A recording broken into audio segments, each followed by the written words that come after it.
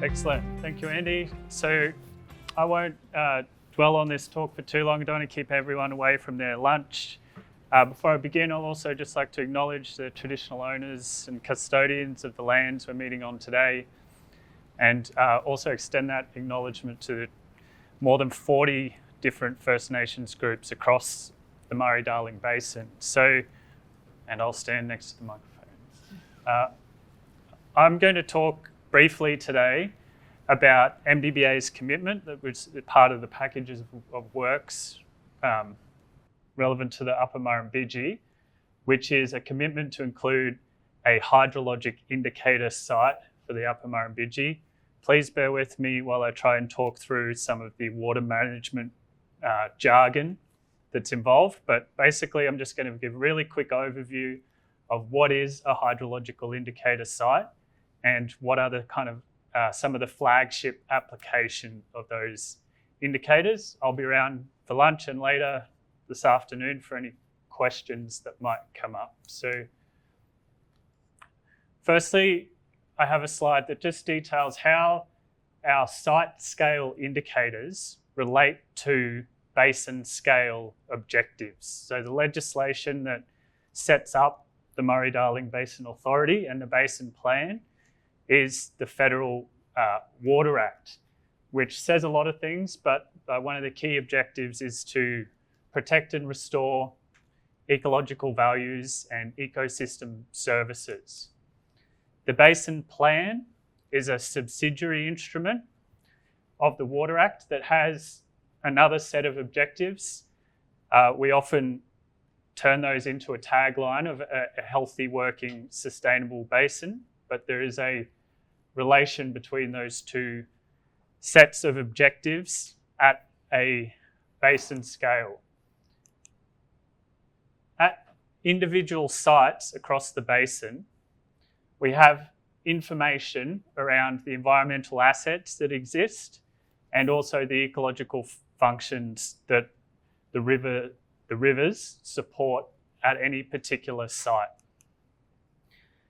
We then have what we'd call flow indicators that are indicators of how the environmental assets and ecological functions are performing at a given site.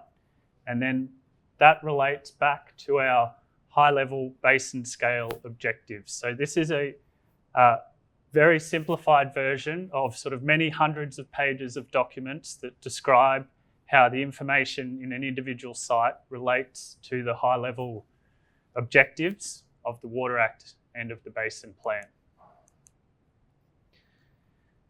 The flow indicators that we apply are constantly being updated and refined. And so there's a bit of a history or a story to these indicators and how they've been applied. Firstly, in the development of the Basin Plan, at the time, we termed them site-specific flow indicators. And apologies for the jargon, but that's just what they were termed. There was roughly 100 sites across the Murray-Darling Basin with a few hundred indicators to help inform the setting of sustainable diversion limits and the development of the Basin Plan as a sort of regulatory instrument.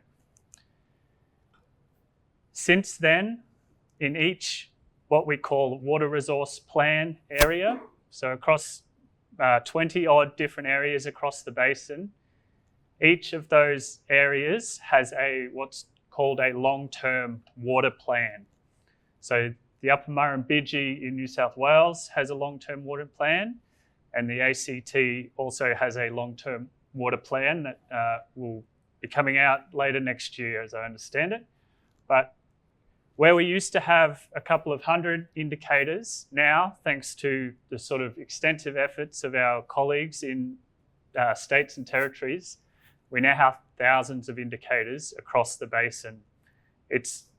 My favourite analogy is that we used to have an old pixelated screen, like something from the 80s with sort of big blocky images. Now we have our sort of 1080 high definition view of the ecological needs of the basin in terms of flow regimes or flows in the river.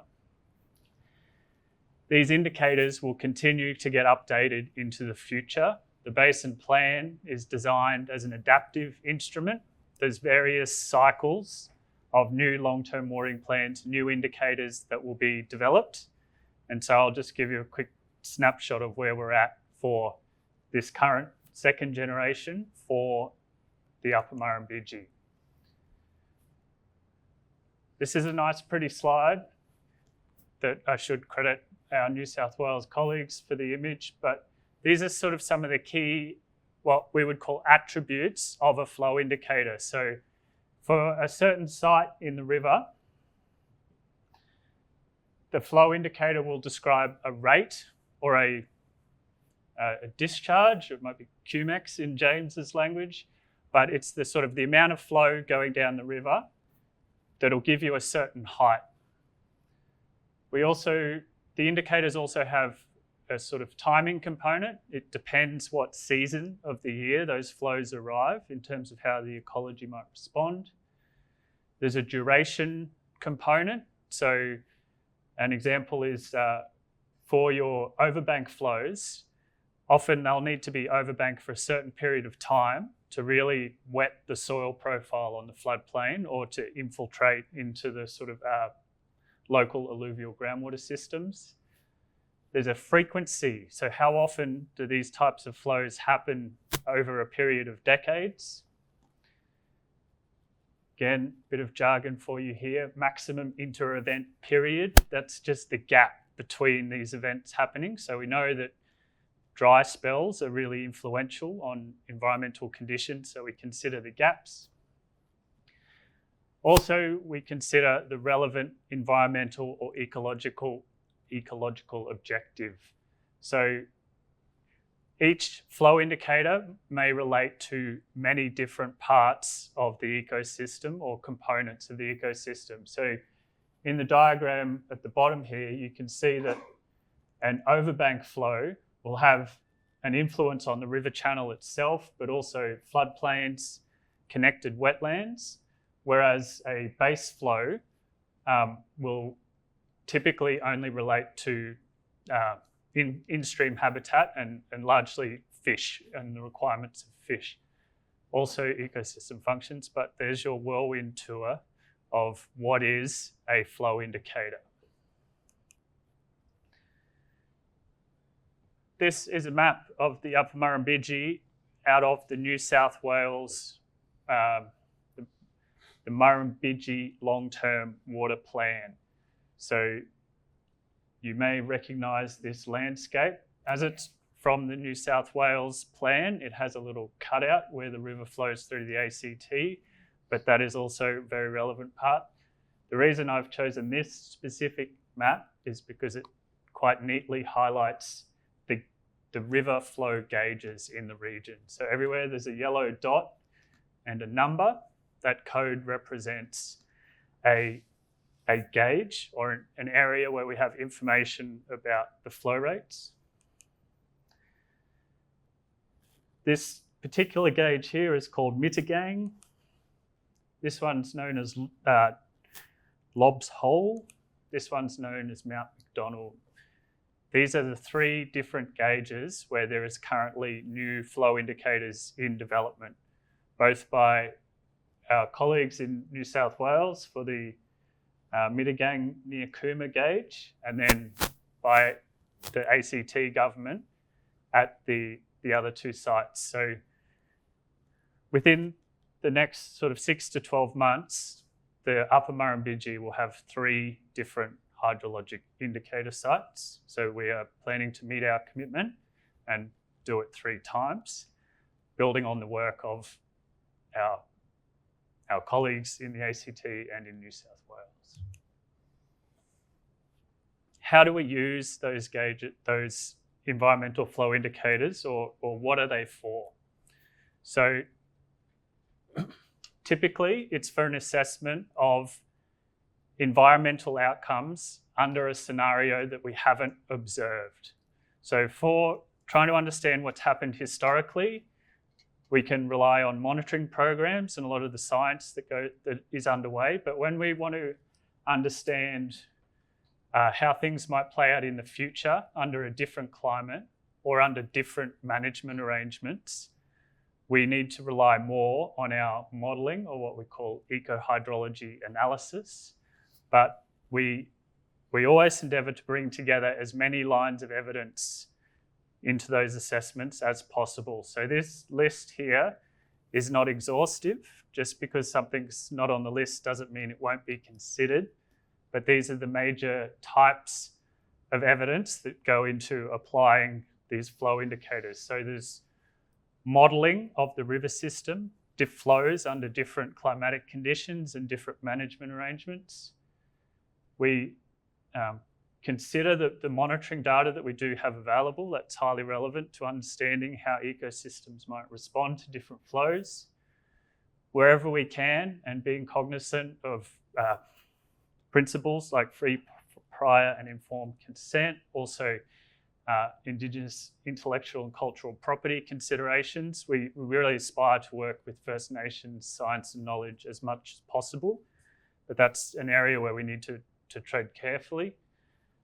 Hydroclimate science, so I'm not sure if the person asking about NARCLIM 2.0 is still around, but happy to talk about that more over lunch. Always happy to talk. But the Murray-Darling Basin Authority at the moment is doing the second iteration of the Murray-Darling Basin Sustainable Yield Study. So that's the kind of information that we can bring together with our flow indicators to understand how the ecology of the basin might perform or its condition under various future scenarios. And we also build on as much as possible the information from long-term water plans. One of the headline, or you might call it like the flagship regulatory instrument contained in the basin plan, is the sustainable diversion limits. So the basin plan sets a limit on the amount of water that can be extracted or used for consumptive purposes, and our flow indicators, or our hydrologic indicator sites, are a key line of evidence in any assessment of sustainable diversion limits. They were set in 2012, and the next big set piece or something we're focused on at the MDBA is trying to bring together as much information as we can for the basin plan review. So the first review of the basin plan, which will kick off in 2026. In that review, we will look at the sustainable diversion limits as a central component of the plan. So what we intend to do is assess confidence that the SDLs, as they are set now, are supporting the desired environmental outcomes or the environmental objectives of the basin plan. We've said and management settings there because we know it's highly relevant, whatever snowy hydro initiatives might be underway, whatever the different jurisdictions or local groups might be doing as well.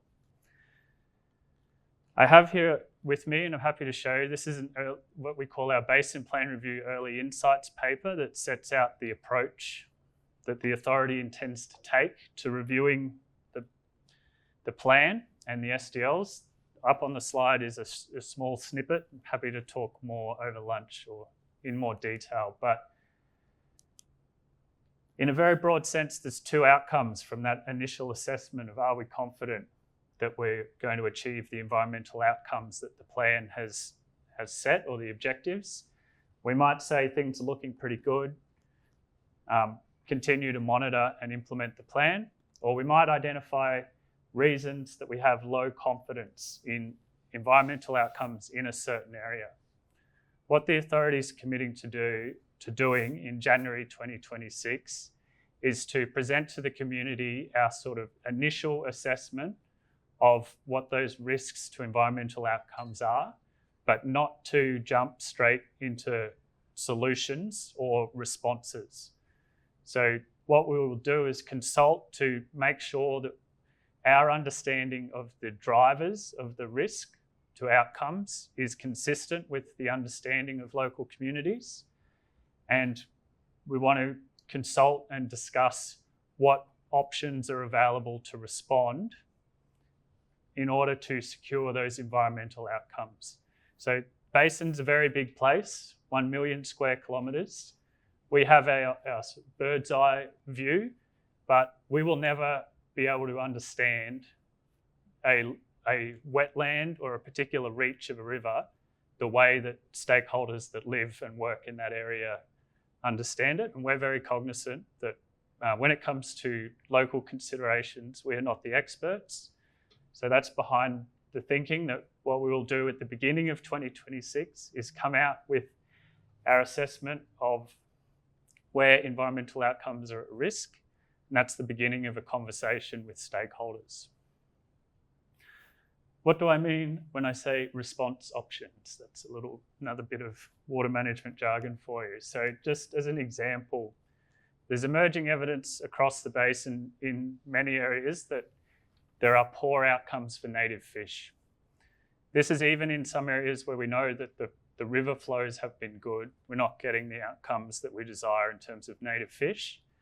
And so we're very cognizant or aware that what may be required to secure those outcomes go beyond river flows themselves. So I'm not for a moment diminishing the importance of river flows. It's sort of self-evident when I go to say it out loud, but flow is important to rivers.